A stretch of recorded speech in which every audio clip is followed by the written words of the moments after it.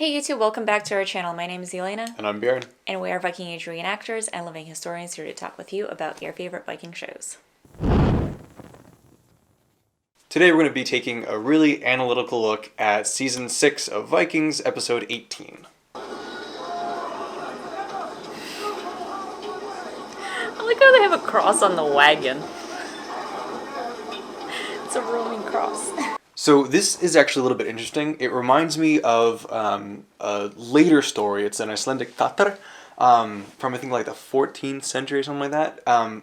But it basically talks about this this traveling priestess of Freyr, and they would travel around like Sweden with a statue like a god pole or something of Freyr like carved, and basically take it around to like bless the countryside, or the lands, and the people or whatever could come up and pay it respects and everything. So it's kind of reminiscent of them kind of carrying around the cross and everything too. I don't know if that was necessarily something that was practiced by the Anglo-Saxons or something, but there definitely is this idea of carrying around like religious ideology for certain aspects. Don't think it really dates back as far into the Viking Age specifically, and the Anglo-Saxons might have had a different practice, but that's what it kind of like immediately reminds me of. Interesting point too is that there is this kind of idea that the Osberg burial, like one of the richest, most lavish Viking burials, ship burials, the woman who was buried there, the cart that she had a lot of carvings that were evocative of Freya, and so there's a theory that she might have been a traveling priestess of Freya, kind of to the same extent of that story. So it definitely lends some credence to the idea that certain individuals might have carried around like relics, journeying through the countryside, essentially. Not quite the same as in the midst of an army or something, but just still a possibility. Yeah, and it could also kind of hark back to the same idea of even if they're going into battle, they want to have their faith with them. And Totally. It could be a show of their faith. Totally. On the battlefield. Absolutely. Especially with, the Anglo-Saxons being so Christian and going up against a force that was so demonstratively pagan. They always try to play it here as this whole divide between religions and this whole like religious kind of conflict. So it definitely makes sense to show that they would have some kind of religious ideology with them. Just how large is this Viking army? My lord? Come, you should rest. I'm fine.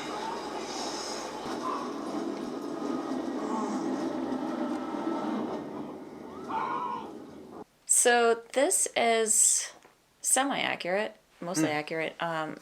We do know that Alfred did suffer from some sort of a disease, and from what has been studied, we know that it was probably Crohn's. So I'll let you actually talk on that one. Yeah, because I know a couple things about that. So Alfred the Great had a biographer, Asser, and he described everything in such great detail that modern scholars and physicians were able to reasonably diagnose him with Crohn's disease, which sucks. It's tons of fun. That said, so I don't think that randomly fainting and falling off your horse is like a symptom of Crohn's necessarily that I've heard of, maybe back in the day. You could definitely make the argument that, you could faint or pass out if you're malnourished or anemic enough, which are all definitely possibilities, but most often it was like tons of weight loss, like diarrhea or constipation, fatigue, abdominal pain, often related because your immune system is attacking your intestines and creating a bunch of ulcers, real painful, kidney stones, and just like a general miserable existence. I don't know why they're just having him collapse and like be bedridden. Like you definitely would, get sick and everything because your immune system is crazy. But I hope that there's more to it than he just like faints from time to time, Yeah, like the portrayal of Alfred on The Last Kingdom was great in that respect. Absolutely. You could tell that he was sickly and he was very skinny in that respect. Like, you do lose a lot of weight with Crohn's. Totally, yeah. If it goes unchecked. In this one, it seems like he's a very robust-looking dude, Aside from the fainting, he looks like he's in perfect health. Yeah, it seems more like he just has like narcolepsy than anything else ultimately. But no, I thought the portrayal in The Last Kingdom of Alfred was awesome because he was like really gaunt, malnourished, like he had like very pale skin and like sunken eyes and like, you know, double over with the pains and kind of collapse and like I think he would cough up blood and stuff sometimes, and that's all like legitimate kind of symptoms. So I thought that was an excellent portrayal. I appreciated it myself. But yeah, I mean, we'll see more as we go through with this because this is our real first introduction with him. But Right. yeah, But when they dig up my bones, I want them to say, here is the grave of the most famous Viking who ever lived. I think that he can rest pretty easy knowing that people definitely know the name of Ivar the Boneless. And the funny thing is that somebody in our comments a few weeks ago mentioned this, and I think this is a great point to bring up in the video as well, is there was a grave found in Repton in England that dates back to the Viking Age around the time of the Great Heathen Army, 9th century, later 9th century or so, which is, we are in the later 9th century here. It was a mass grave. They believe it was a lot of the people who came over with the Great Heathen Army or kind of trickled over since those specific years. And there were some women, there were some children that were with them too, showing that there was some sort of like a settlement aspect to it, but also a lot of the skeletal remains had injuries on them that showed that it was a Viking horde basically that came over.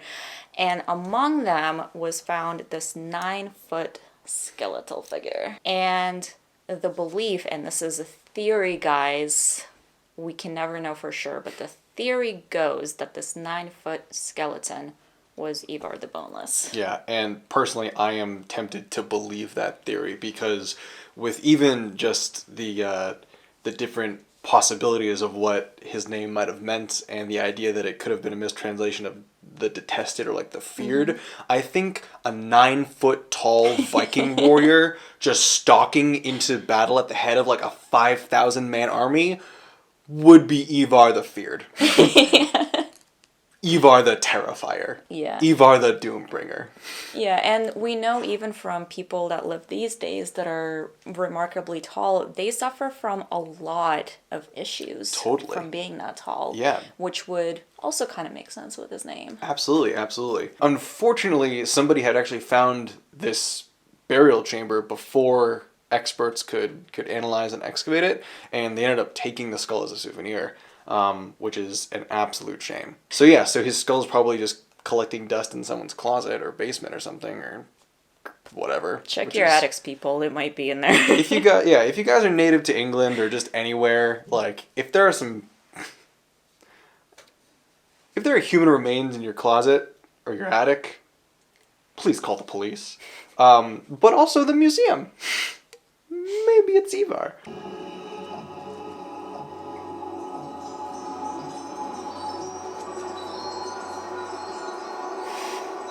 Look how many hair combs there are. Seriously.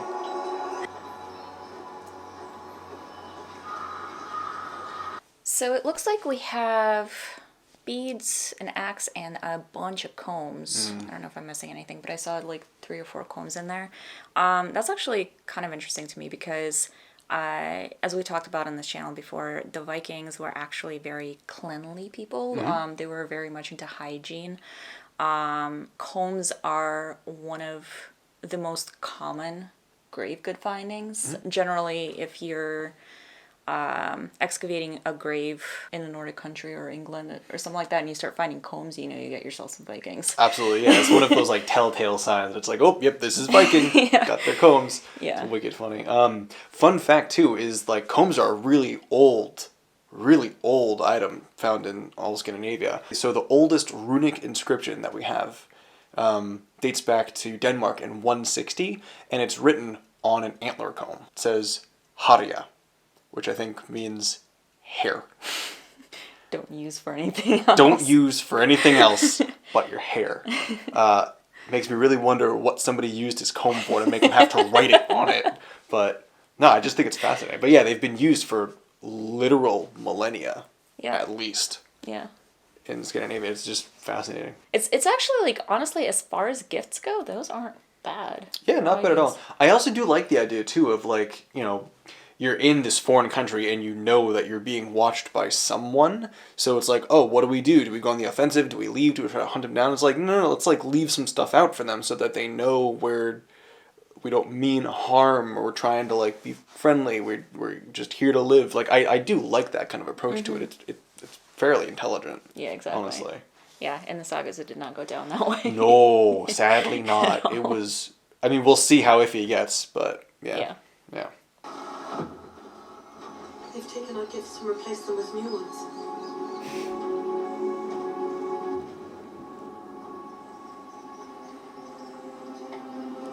Downgrade. Nice. Stone axe. Awesome. So on the same topic, gift giving in the Viking Age was massively important. Yeah, and that's something that we have also talked about on this channel before, but I feel like it always bears repeating. Yeah, it was a huge part of their culture. And generally, if you were to receive a gift, it was an insult not to accept it. And it was equally an insult not to return a gift back. Yeah. Not the same gift, obviously, but to also give. Yeah, to return the gesture. Yeah, to return the gesture. To the point where some people actually ended up going into slavery because they would receive this lavish gift and they were too poor to be able to give anything else like it in return. So they would offer themselves up into slavery to try and repay the gifts that way. Yeah. That's how massively important it was. So it is kind of interesting here. Now, even though we live in the US, I actually don't know as much about Native American culture as I do about Viking culture. Yeah. So I can't speak to the Native American side of things. But it is really interesting to me and actually quite sweet how they're already just kind of exchanging gifts back and forth. Definitely, yeah. And I mean, from the sagas at least, we do know that there was some exchange of goods between the Native Americans and the Norse that arrived as well. Yeah. Very iffy, but there was that they did seem kind of open to communication and trying to make sense of each other. Exactly. Through trade essentially. But. Yeah. That story comes to us from the sagas. It was Karlsefni's crew that was busy at work building a settlement, like on the shores near the water, and they had cattle with them. And the Native Americans came by, scared the cattle, and then the cattle scared them. So they ended up trying to run into one of the houses that Karlsefni's crew had by then barred and was trying to keep them out of.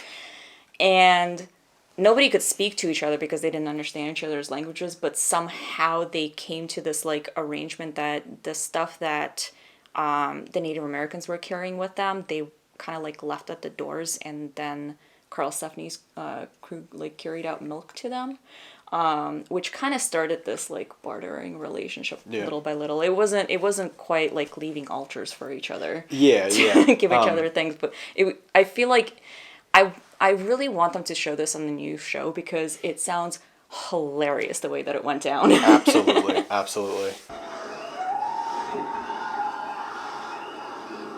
Skrælings. What? How did he come to that term? Right? It's like he knows who they are or something. It's like they've already got a name for the people they've never encountered before. So the term Skrælings mostly gets used for the native Greenlanders that the Vikings encountered in Greenland. And sometimes it gets used for Native Americans and Inuits. But they didn't spend a lot of time in Greenland. They didn't... No. They didn't like meet anybody in Greenland here either. Yeah, they didn't meet anyone in Greenland. They didn't meet anyone in North America. So the term technically would not have yet existed.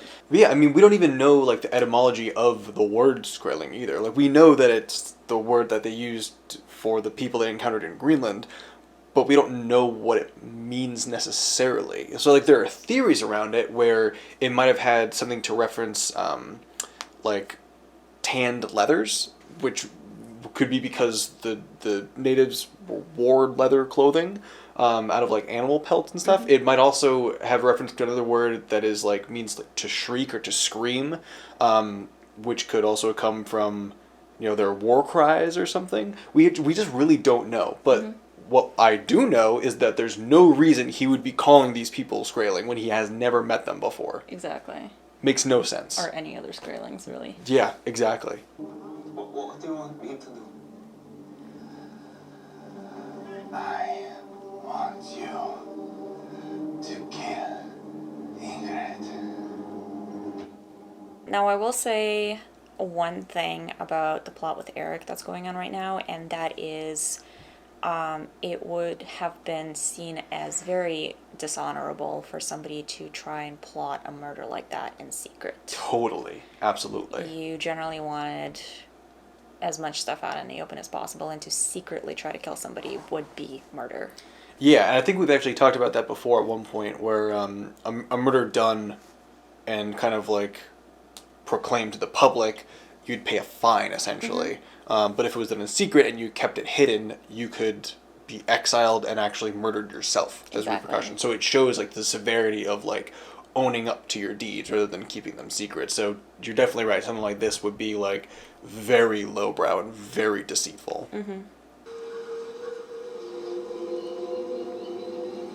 Amazed they can get any sleep with all the damn wolves howling constantly.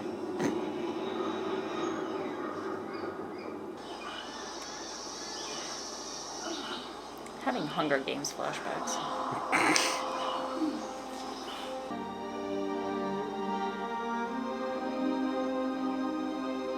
Come on. That's a cool looking sax though. You mean to tell me he just stuck that thing with a knife and killed it? Are you...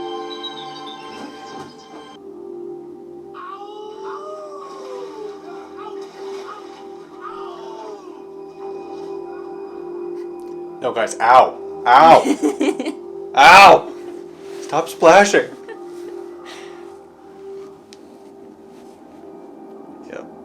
Suddenly Skrailing.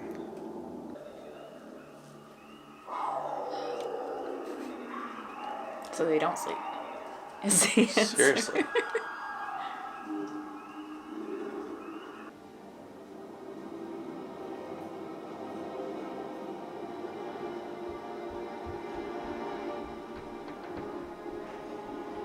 He's like freaking Gandalf. Dun, dun, dun, dun, dun. We're finally getting somewhere. Yeah. We're finally getting somewhere. Yeah. I feel like we spent most of the time with Uba and his crew this time around. Now Definitely. that they have a new land. They have like this bountiful new land to like trek through and figure out where they want to make like a homestead. A place that's so rich and bountiful that like the deer can just be stabbed with a knife without reacting. Because apparently nobody's ever seen a hunting show at all. I'm more mad about that than I should be. Yeah, no, it looks gorgeous. I'm trying to figure out if there's like any topography or anything that's like looks reminiscent to something I've seen from North America. Yeah, I haven't seen like the very coast of North America, or a lot of it really. The parts that I have seen are extremely beachy and nothing like those cliffs that dive into the ocean, but I could just be missing something here. Yeah, well, I mean, this looks nothing like Lanzo Meadows at the very least. Exactly, yeah. Which I kind of like about that, because we know that Lanzo Meadow was like a stopping point, essentially, for travels kind of further into North America, so that's interesting. But I mean, we saw like an American bald eagle. I think that deer was actually like I think it was actually like a caribou. So that definitely puts them further north into proper Canada, not necessarily like America or anything, which is also good because they didn't come to America as far as we know. Not a chance. So it is really kind of cool to see those little details just in the wildlife and everything. Exactly. Yeah. Now we did get glimpses of what's going on in Ivar's camp, and Alfred with his illnesses, which we talked about a little bit. But he seems to be going around raising the fear and getting ready to repel this Viking invasion, and they're biding their time or something. I don't really know what they're doing. Yeah, I I guess guess- they're just kind of waiting for his forces to show up, maybe. Yeah, waiting for inspiration to strike, I guess, which, you know, apparently it has, so we'll see what Ivar's plan is. I don't know what he's cooking up, so we'll figure it out, I guess. Yeah. I think it does bear saying, and I feel like we don't say it enough, there are some things that we don't talk about in these episodes, either because we're not thinking about them at the time because we're focused on something else, or We just don't have enough time. we don't have enough time, or we talked about it 3 weeks ago and we just, you know, kind of let it pass on by. But if you're watching this and there is something else that caught your eye in this episode or in the past episodes that you either want to share with the group or have us talk about in future episodes, do leave those comments in the section below. Definitely. Now, the interesting about this grave finding, and You said the interesting about this grave finding. did I? Yeah. Oh. Like, tried to not react. Anyway. All right, let's try this in English. You want to try Russian? No. Yeah, sorry, I was just about to repeat what you said. It bears repeating, so go ahead. The bear is repeating. Gotta calm down. Come on, that was It funny. was funny. Yeah, that thing. Yeah, from an etymology standpoint, we don't even know what the I'm saying anymore. Thank you guys so much for watching. We hope you enjoyed it. If you did, hit the like button. If you're new to the channel, make sure to subscribe and hit the bell so you can be notified of our future videos. And we will see you in the next one.